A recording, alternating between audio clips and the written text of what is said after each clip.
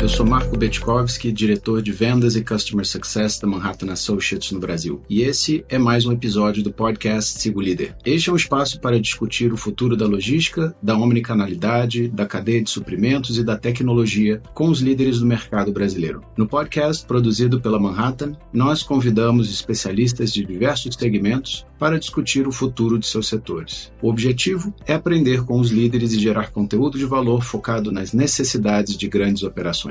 Hoje, vamos falar com o que está por trás das multiplicações dos marketplaces, operadores logísticos para digital, como as empresas têm utilizado a estratégia para vender mais e qual o papel da tecnologia nesse momento. E para isso, temos aqui como convidado Fábio Veras, que é CTO da Infracommerce. Fábio, seja bem-vindo ao podcast da Manhattan Associates. Olá Marco, boa tarde a todos os ouvintes. Um prazer enorme estar aqui conversando com amigos da Manhattan, um colega aqui que é o Marco, e a oportunidade aqui de bater um papo aqui e falar um pouco do que está acontecendo, né, na perspectiva de mercado, sobre o olhar nosso aqui, de toda essa digitalização, de todos os ecossistemas, como a gente tem contribuído para isso, e também aqui de uma empresa que a gente admira muito, que é a Manhattan, por toda a história e valor agregado, né, nessa transformação que eu tenho tido a oportunidade de observar ao longo dos últimos anos. Então, conta comigo aqui, espero que a gente possa contribuir com alguns insights aí para todos os ouvintes. Sem sombra de dúvida, Fábio, é um prazer tê-lo aqui depois de tantos anos aí se conhecendo, né, em diferentes operações, e tenho certeza que vai ser um bate-papo ótimo.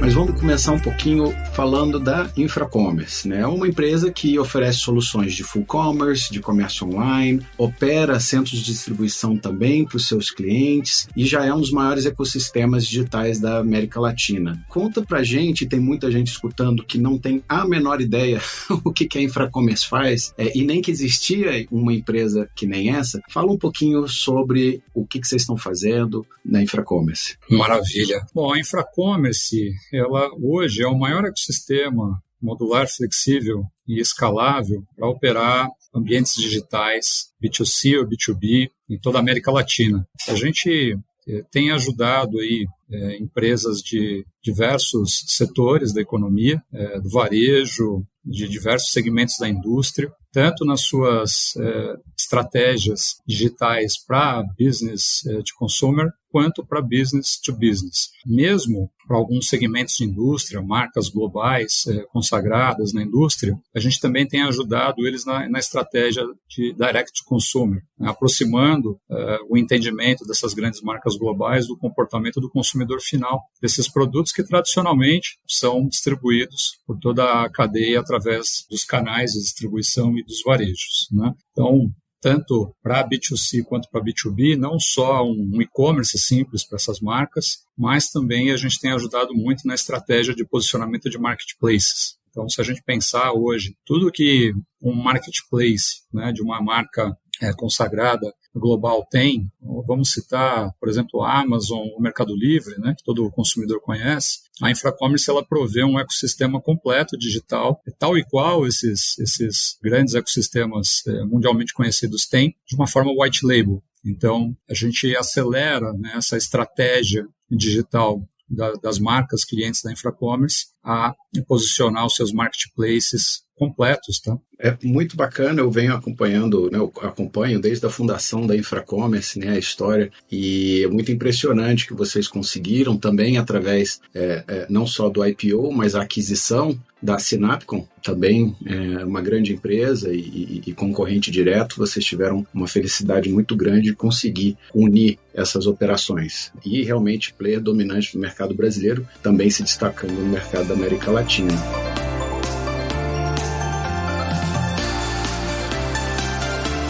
Pensando um pouquinho nos clientes que vocês atendem, a gente sabe que vocês atendem desde os clientes menores, né, não menos relevantes no mercado, mas menores, até clientes gigantes, tanto de varejo quanto indústria. Mas, em geral, são empresas que não têm ou a vocação ou não têm a escala para poder, por exemplo, criar o seu próprio marketplace, né? Você mencionou como um dos pontos que vocês facilitam é justamente essa capacidade deles se plugarem não só nos grandes, né, nos maiores marketplaces, mas em múltiplos marketplaces ao mesmo tempo. Fala um pouquinho desse papel do marketplace para diferentes verticais que vocês atendem, né? Como que funciona isso, quais que são as vantagens, quais que são os recursos, né? Fala um pouquinho desse serviço de vocês.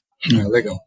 O marketplace, né, a gente enxerga ele posicionado já entre a segunda e a terceira onda de evolução do digital. A primeira onda é o e-commerce básico, né, que as marcas vão para o e-commerce. A segunda onda, a gente já tem os marketplaces, de certa forma, posicionados, junto com capacidades omnichannel, né? A terceira onda é um pouco de tudo isso e potencializado por muita inteligência de dados. A gente tem, obviamente, né, ajudado, como você falou, aí, várias indústrias, não só a se posicionar na primeira onda, ainda tem algumas se posicionando na primeira onda, mas se a gente pensar em B2C no mundo todo e no Brasil também, já praticamente não tem mais nenhuma marca que não tenha um e-commerce, né, básico posicionado. A gente ajudou muito varejistas a chegar lá na primeira onda, mas também a gente ajudou muito nos últimos anos as indústrias a se posicionarem e acelerarem se aproximarem mais do consumidor final.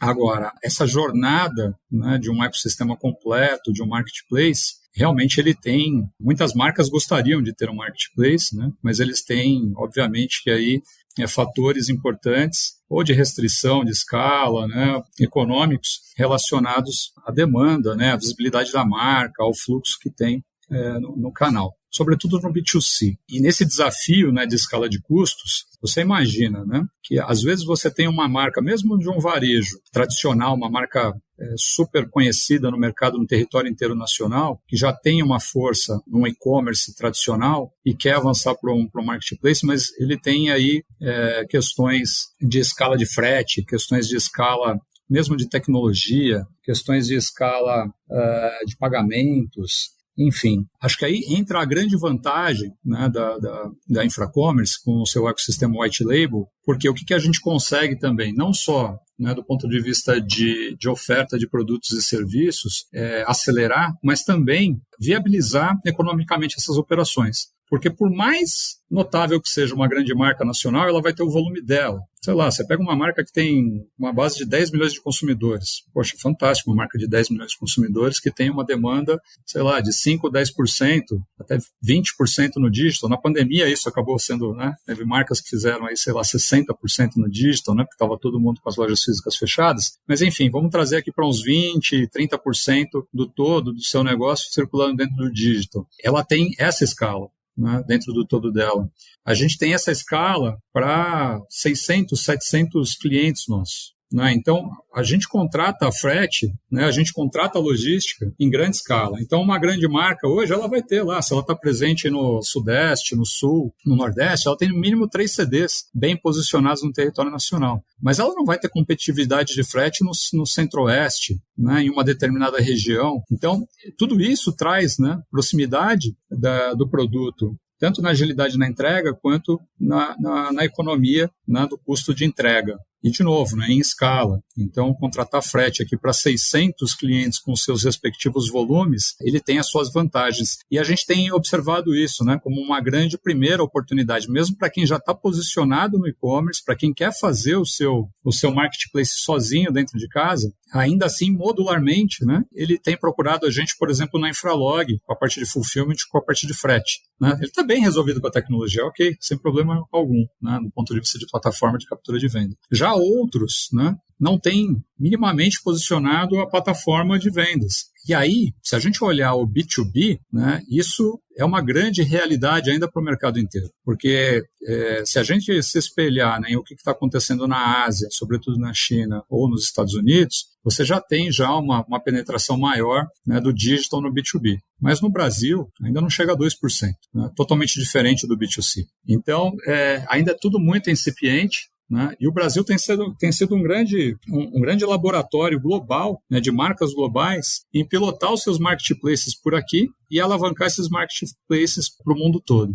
Dá para citar vários clientes como exemplo, a gente tem de várias indústrias, tanto indústrias de consumer packaged goods, quanto indústrias de pet, indústria de agro, indústria farma, de tudo quanto é tipo, sabor imaginável você possa pensar, de todas as características possíveis, a gente tem um pouquinho de tudo aqui dentro. E essa característica do B2B no marketplace, na plataforma, ele traz aquilo que, por exemplo, no B2C, o mercado inteiro está tentando evoluir, dos conceitos de omnichannel, de você ter estoque distribuído em várias regiões, de você ter políticas de preço diferenciadas por regiões, por locais de atendimento. Essas características, elas também são muito fortes no B2B. Porque, por exemplo, eu vou pegar um marketplace super famoso, o Compra Agora, né, que é cliente nosso, que é um spin-off da Unilever. Se você pegar o Compra Agora, ele tem uma centena de sellers que estão plugados. Esses sellers são os distribuidores da própria Unilever, né, que fazem o fulfillment, que fazem a entrega propriamente dita.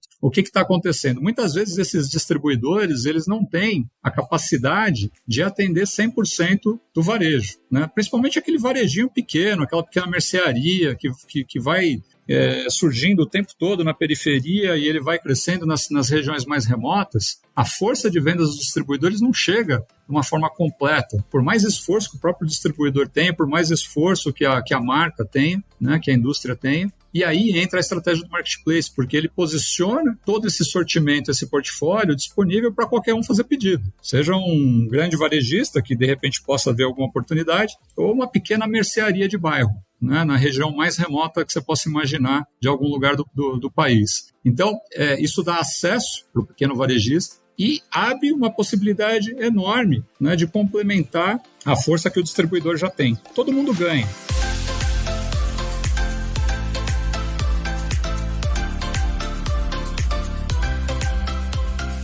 Manhattan, ela já vem falando sobre omnicanalidade muito tempo antes do nome, né, do termo omnicanalidade ser disseminado, né? Antes falava em multicanalidade, né, e enfim, outros termos, mas a verdade é que assim, a aplicação, a gente vê no Brasil um início de omnicanalidade, né? Quando as pessoas falam em omni, a primeira coisa que elas pensam é pick up in store, ship from store, né? Coleta na loja, envio pela loja. Mas tem um mundo por debaixo disso, para viabilizar jornadas ainda mais interessantes. Acho que a última vez a Manhattan já tinha mapeado algo como 70 ou 90 jornadas diferentes de Omni, né? Imagina. Né? E a gente aqui no Brasil normalmente escuta de 2, talvez 3, se você incluir a logística reversa, né? A devolução Omni. Né? Comprei online, quero devolver na loja.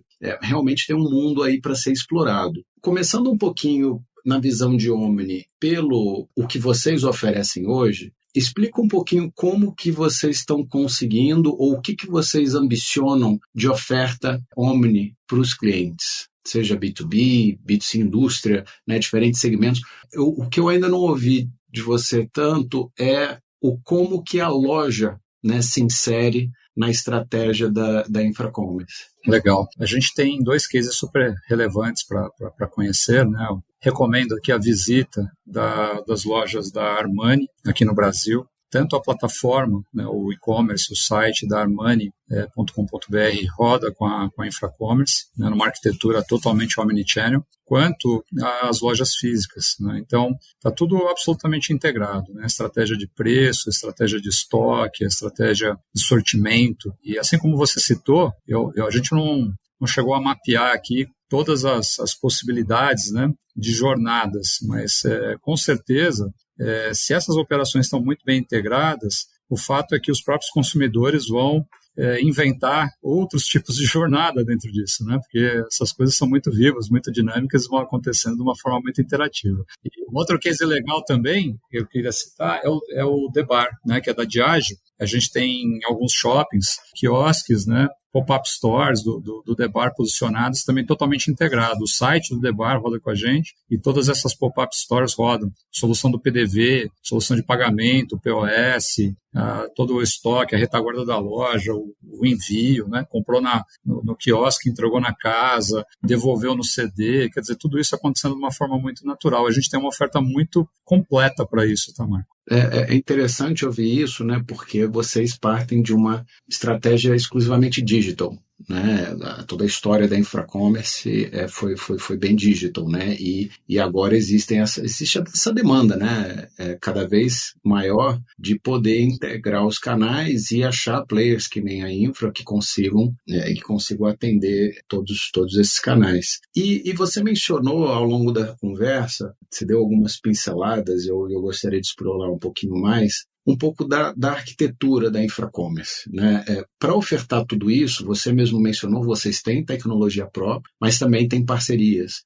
Só que vocês têm o desafio de vários negócios diferentes, né? Você tem um negócio digital, né? O shop, você tem um negócio logística, você tem um negócio pagamento, você tem um negócio data. Explica um pouquinho a estratégia de como que vocês conseguem desenvolver, né, misturar a inovação de vocês junto com a inovação do mercado versus também as facilidades e dificuldades de desenvolvimento dentro de casa versus as facilidades e dificuldades com o buy, né, com a compra e parcerias. Como que vocês lidam com isso e também contextualizar como que talvez era antes da sua entrada, né, em 2020, talvez o que mudou de 1 ano para cá e talvez onde vocês enxergam vocês seguindo em frente nessa arquitetura. Legal. Bom, eu expliquei um pouquinho aqui a arquitetura do negócio, né, com as 5 verticais no começo da Infracommerce, e o que a gente está fazendo nessa transformação, e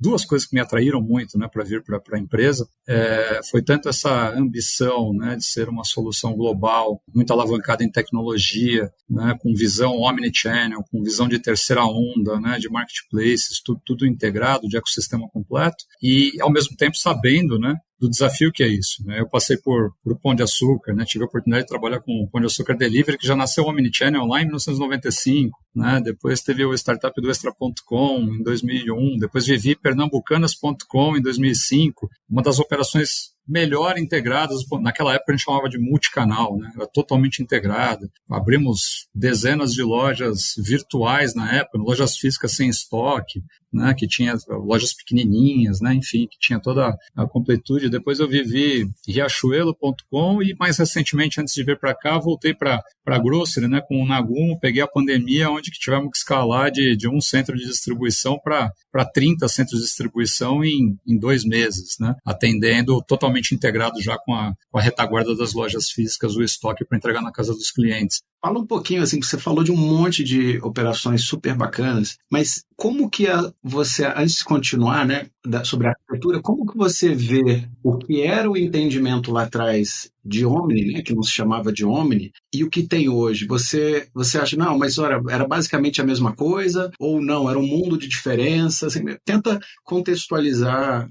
Do ponto de vista de consumo, né, para o consumidor sempre foi a mesma coisa. E o que evoluiu nos últimos anos, né? O consumidor, ele sempre reclamando de atrito, e a indústria inteira priorizando, né, a eliminação desses atritos. Então, o omnichannel pleno seria, né, da perspectiva do consumidor, ele poder navegar do jeito dele, com as centenas de jornadas, né, que a gente possa imaginar que de milhares de consumidores possam ser criativos o suficiente para escolher a forma que ele quer comprar, a forma que ele quer interagir com a marca, sem atrito. Esse estado da arte, né, ele realmente, no papel, ele é lindo, maravilhoso. Na prática, a teoria, na prática, é um pouco diferente. Então, eu acho que essa mudança é aquilo que a indústria se conscientizou e a pandemia foi o grande acelerador para quebrar todas essas barreiras e falar, galera, não tem mais o que, né, não existe mais dúvida. Todo mundo tem que resolver. Não tem mais o que pensar, né? Todo mundo tem que resolver os atritos. Então, do básico, né, que você falou, 5, 6 jornadas ali, né? Isso eu já tive a oportunidade de conhecer lá atrás, como te falei, em 95 com o Pão de Açúcar Delivery. Ele já nasceu assim, né? Fluxo de entrega, devolução na loja e tal, e essa coisa foi expandindo muito. Agora, voltando aqui para a questão da estratégia, né? Aí o que acontece? O grande desafio é, como é que uma empresa, né, a soma, né, porque a gente aqui hoje é a soma de 7 empresas que tinham há 2 anos atrás, no máximo 300, 400 colaboradores, que a soma dessas 7 empresas hoje somos quase 5.000 colaboradores, com um volume gigantesco, uma operação do tamanho de um grande marketplace global. Então, a estratégia é a gente empodera as verticais de negócio com toda a estratégia de produto, a estratégia, a visão tática do produto, das features, né, do que tem que evoluir. E do ponto de vista de arquitetura tecnológica e engenharia, eu entro como uns chapters, né, de tecnologia de arquitetura, de engenharia de desenvolvimento, de qualidade, de infraestrutura, amparando todas essas verticais. Então tem que dar muita autonomia. A gente tem hoje aqui mais de 60 squads posicionadas, né, entre 5, 7 colaboradores em cada squad, com muita autonomia, com uma orientação de arquitetura microserviço. Então a gente tem uma cola, né, na nossa arquitetura, um grande barramento, microserviços totalmente on-cloud, multi-tenant, multi-language, multi-currency, e a gente criou essa capacidade, né, de 2020 para cá, onde que todas essas squads elas vão se conectando, né, e criando valor dentro dessas estratégias de cada uma das verticais. Então, hoje a gente tem mais de 170 soluções conectadas nesse ecossistema. Pelo menos metade dessas 170 são soluções proprietárias. Agora, para uma logística, a gente vai se aventurar aqui desenvolver um WMS? Não, vamos atrás do que tem, né, de melhor de WMS no mercado para o nosso momento, agregando valor para os nossos clientes e na escala. Nesse momento, a gente não tem só um WMS, a gente tem 5 WMS, a gente acabou de vir de várias fusões, né? Mas a gente está convergindo agora e estamos avaliando, qual que será que é o WMS global que viabiliza para a gente a solução para todos? A gente não precisa construir um WMS, a gente tem que conectar o melhor WMS. Agora, a gente pode ter soluções de fintech, né, sendo desenvolvidas, super inteligentes, de inteligência de crédito, de dados, plataforma, né? Como eu te disse, B2B, a gente praticamente aqui é a grande referência de marketplace B2B, não só no Brasil, global. As marcas que são clientes nossos no Brasil estão levando os marketplaces para fora. Então, a gente tem muito investimento, né, de inovação dentro dessas características, como um exemplo. A gente tá muito em linha com o que a gente está vendo no mercado global, inclusive, de uma estratégia híbrida de make or buy. Eu acho que a tecnologia permite hoje essas jornadas de forma que no passado não conseguia, muito em cima de microserviços, né?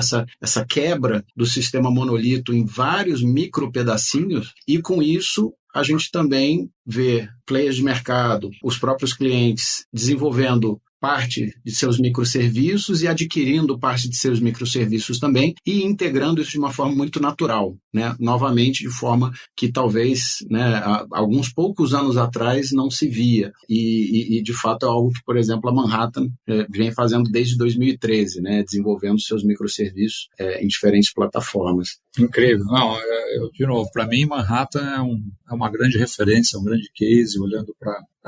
Aí acho que tem uma coisa muito parecida também, né? Quando eu conheci Manhattan, não sei se isso é válido para tudo, para 100%, né? Mas o case que eu vivi de Manhattan, que foi muito feliz, foi uma empresa que eu conheci, que desenvolve a solução, uma empresa que vendeu a solução, uma empresa que implementou a solução, uma empresa que suportava a solução. No case que eu vivi com vocês. Eu não sei se isso é válido para 100% dos clientes de vocês, mas esse posicionamento é muito parecido com aquilo que nós aqui acreditamos, que nós temos convicção dentro da Infracommerce. Mesmo quando a gente compõe a solução com parceiros, a gente está junto com os clientes, com as nossas marcas, implementando e suportando a operação 360, né? Não é assim, se der um problema, o problema foi do implementador, o problema foi, né, do fulano ou do ciclano. Não, a gente está aqui junto e aprendendo junto com as marcas e resolvendo as questões junto com as marcas, inovando junto com as marcas de uma forma muito humilde e transparente daquilo que são as nossas capacidades e das apostas, né? Às vezes a gente não tem algo 100% pronto, mas a gente acredita que a gente tem total condição de resolver e a gente combina o jogo e a gente tem feito grandes cases aí com grandes marcas globais.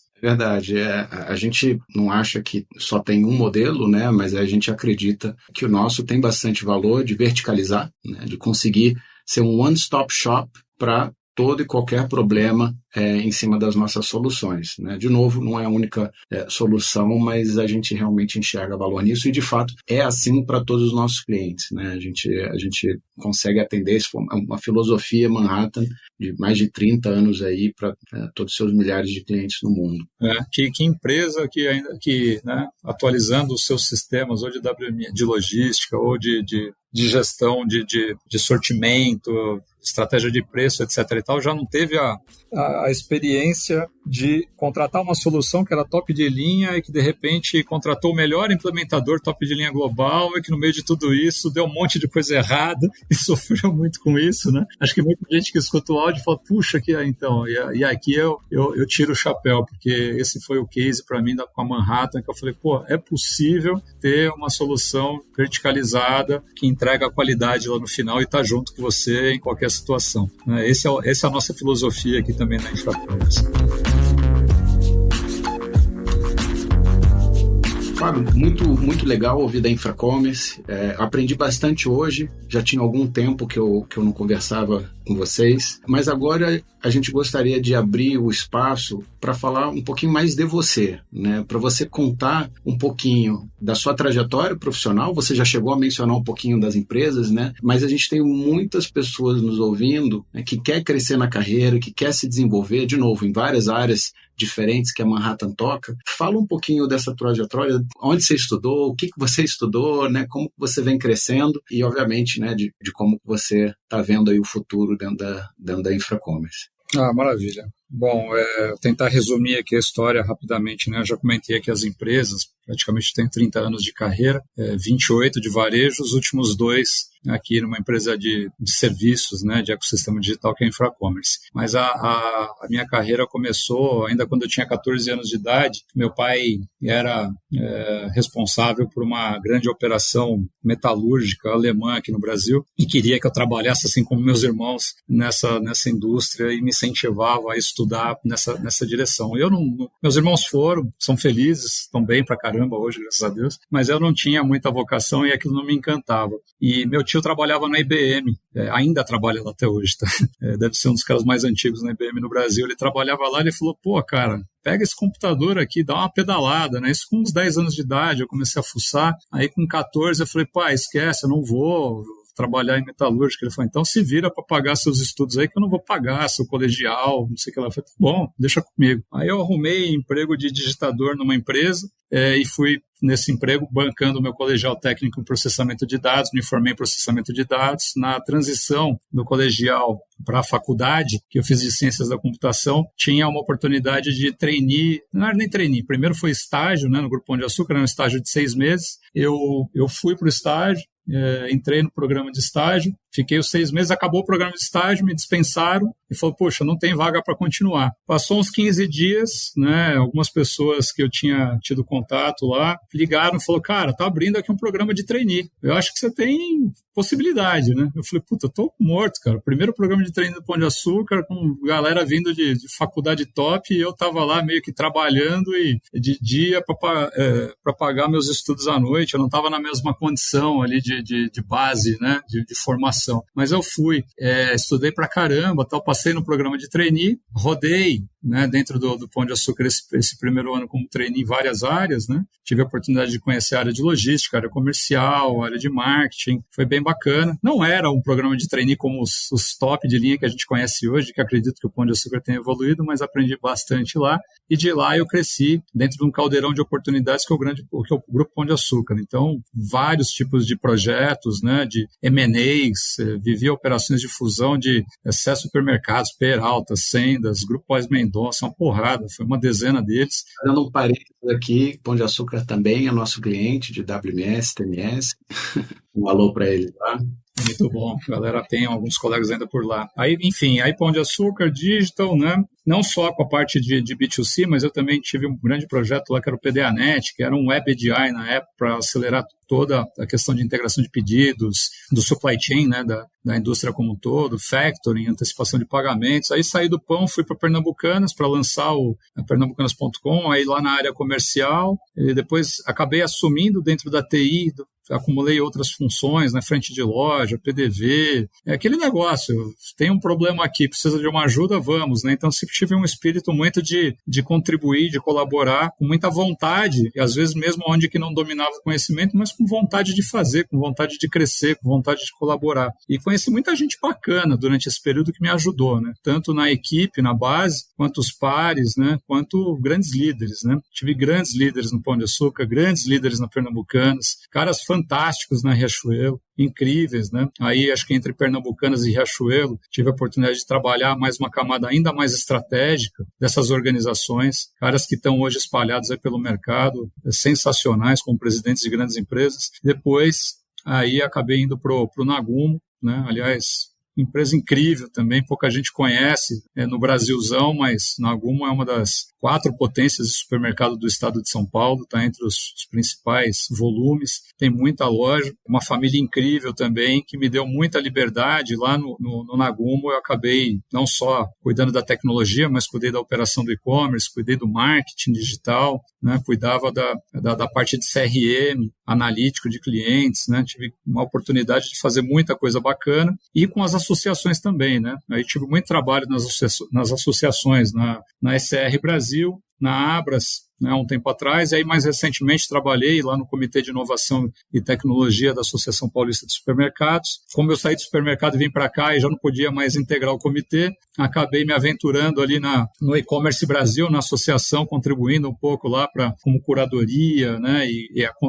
como conselheiro ali de conteúdo e eventos. E é isso, né? E vim parar aqui na Infracommerce com um novo desafio, cara, porque 28 anos de varejo em grandes indústrias é uma coisa, né? Por mais que a gente tenha volume aqui, né, de um grande marketplace global, é totalmente diferente você ser uma solução white label atendendo a estratégia de mais de 600 indústrias diferentes. Tem um aprendizado totalmente novo. É muito interessante que a minha experiência profissional, ela vem muito de operador logístico. Bem antes de eu firmar a parceria aqui e começar a ajudar a Manhattan no Brasil. A diferença que é você poder focar em uma operação, né, que é o varejo, é o Pão de Açúcar, é a Pernambucanas, é Riachuelo, Nagumo, e a diferença que é atender 600 clientes. Né? Cada um com as suas demandas, com o seu sortimento, com seus objetivos e estratégias, com seus tipos de indústria, de clientes.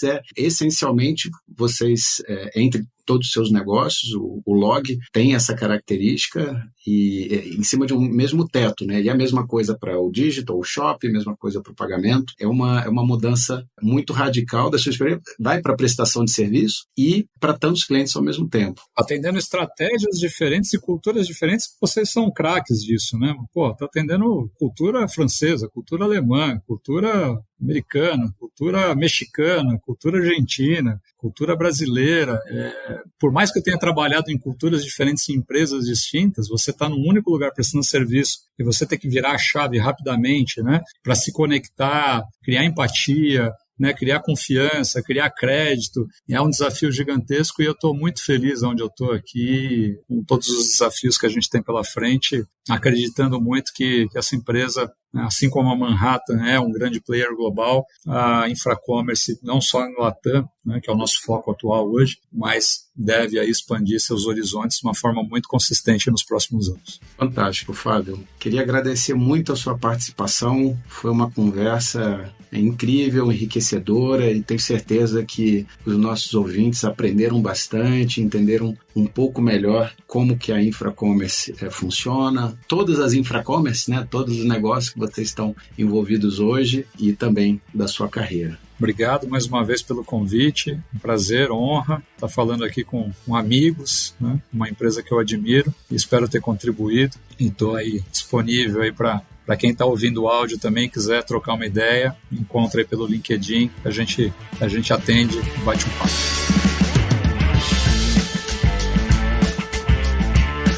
Esse foi mais um episódio do podcast Siga o Líder. Hoje nós falamos um pouco sobre full commerce, digital, logística, tecnologia, pagamentos, né, marketplace, com o Fábio Veras, da Infracommerce. A Manhattan Associates é líder em tecnologia, cadeia de suprimentos e comércio omnicanal. Além de ter uma solução de ponta, queremos promover trocas para impulsionar e desenvolver o mercado. Nos encontramos no próximo episódio de Siga o Líder. Nos acompanhe também em outras redes. Estamos no LinkedIn e YouTube. Obrigado pela audiência e até mais.